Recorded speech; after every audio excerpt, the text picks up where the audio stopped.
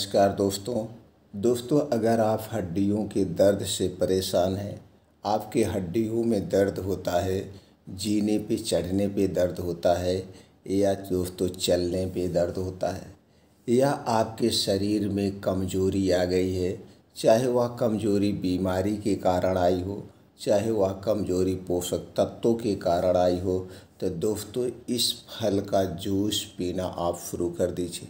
दोस्तों इस फल का जूस कब पीना है? इस फल का जूस जब इसका सीजन हो तब आपको पीना है। तो दोस्तों कुछ ही दिनों में आपके शारीरिक कमजोरी को, हड्डियों के दर्द को दूर कर देगा।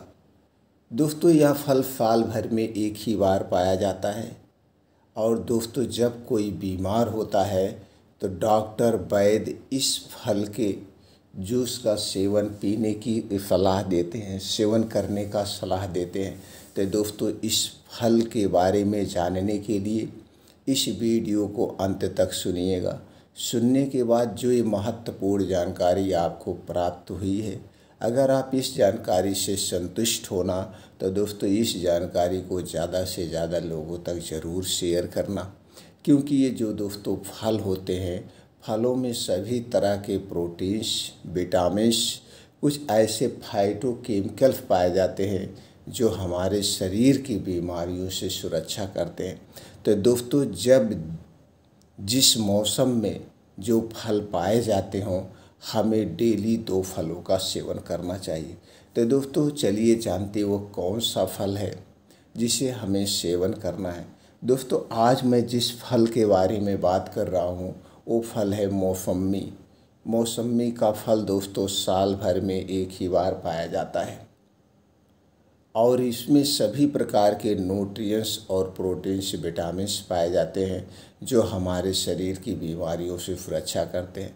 दोस्तों जब कोई बीमार होता है और वह खाने पीने की स्थिति में नहीं होता है, पाचन तंत्र कमज़ोर हो जाता है, तो उसे मौसम्मी का जूस पीने के लिए बताया जाता है।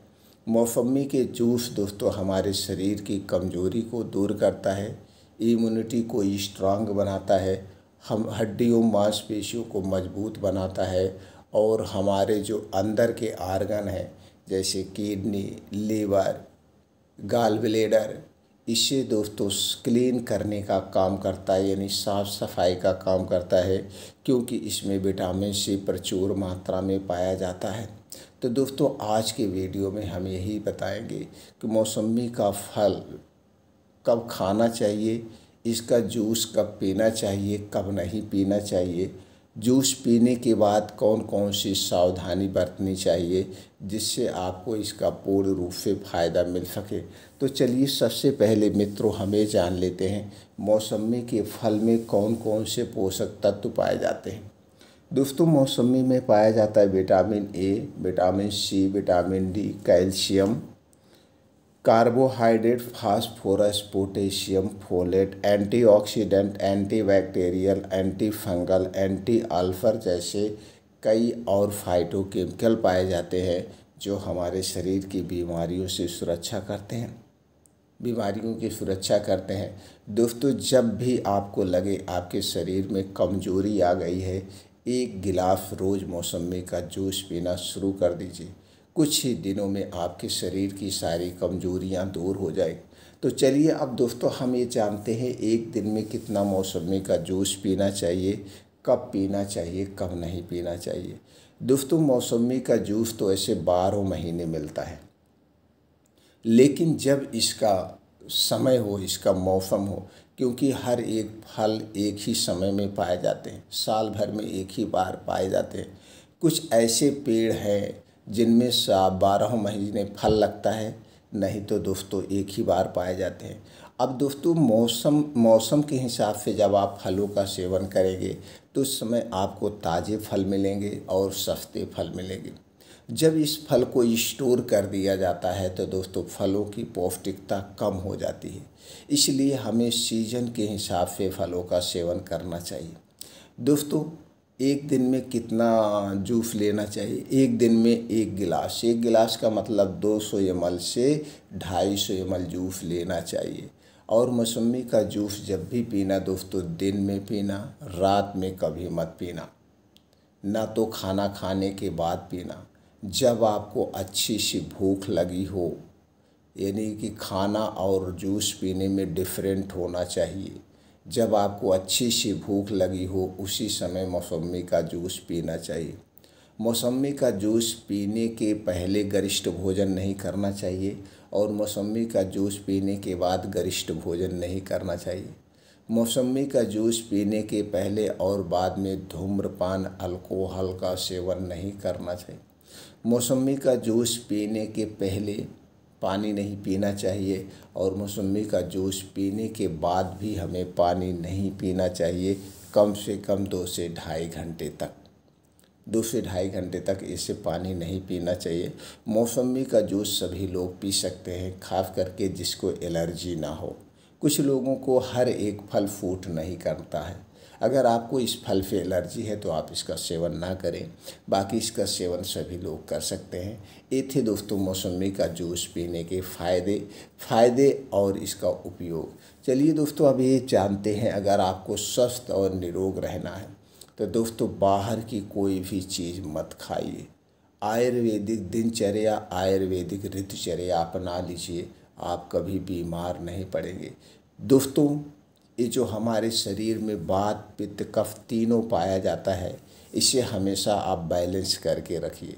जब हमारे शरीर का वात, पित्त, कफ बढ़ता है तभी हमारे शरीर में बीमारियां होती हैं। अगर हमारे शरीर का वात रोग बढ़ गया तो 50 से 60% बीमारी होती है। पित्त दोष बढ़ गया तो 20 से 25% बीमारी होती है।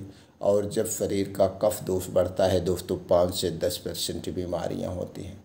तो आप अपने इस तीनों दोष को बैलेंस करके रखिए दोस्तों, आप हमेशा स्वस्थ और निरोग रहेंगे।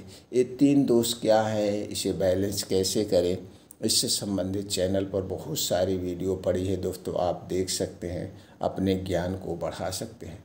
दूसरी तरफ दोस्तों जहाँ पे आप रह रहे हैं वहाँ पे जो फल पाए जाते हैं, वो जो सब्जियाँ पाई जाती हैं, जो अनाज पाया जाता है, उन्हीं अनाजों, फलों, सब्जियों का सेवन करना चाहिए।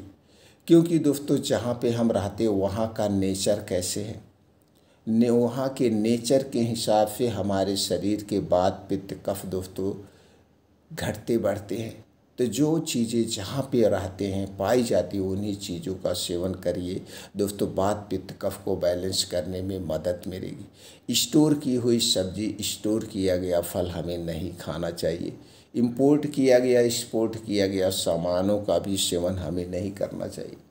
जो सामान मशीनों द्वारा बनाया जाता हो उन सामानों का सेवन नहीं करना चाहिए, क्योंकि उस दोस्तों क्या हो जाती है, वो चीज़ें निर्जीव हो जाती हैं, उसमें जान नहीं रहती। जैसे दोस्तों ये हो गया आपका टॉफ़ी, बिस्किट, नमकीन, ब्रेड, टोस्ट, ये निर्जीव वस्तुएं हैं।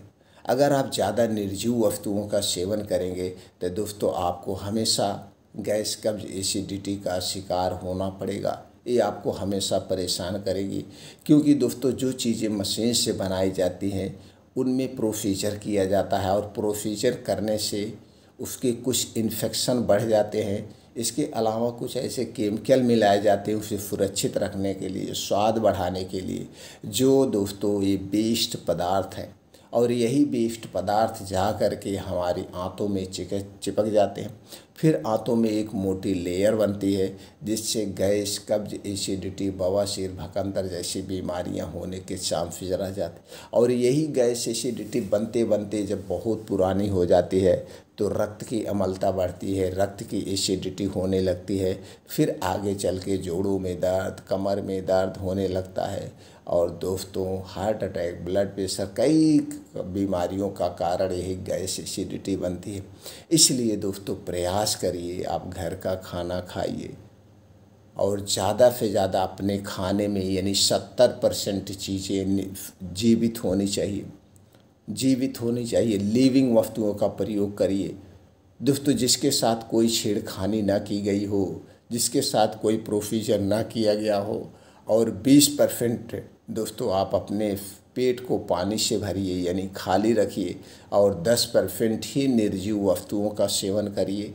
आप देखिए किस तरह से स्वस्थ और निरोग रहेंगे, बीमारी तो कोसों दूर रहेगी। उसके साथ साथ दोस्तों अपने खाने में बदलाव करिए। रात का खाना सूर्य डूबने के पहले खाइए और 4 से 5 बजे के बीच उठने का प्रयास करिए, योगा करिए, मेडिटेशन करिए। इससे आपका शरीर स्वस्थ और दोस्तों निरोगी बना रहेगा।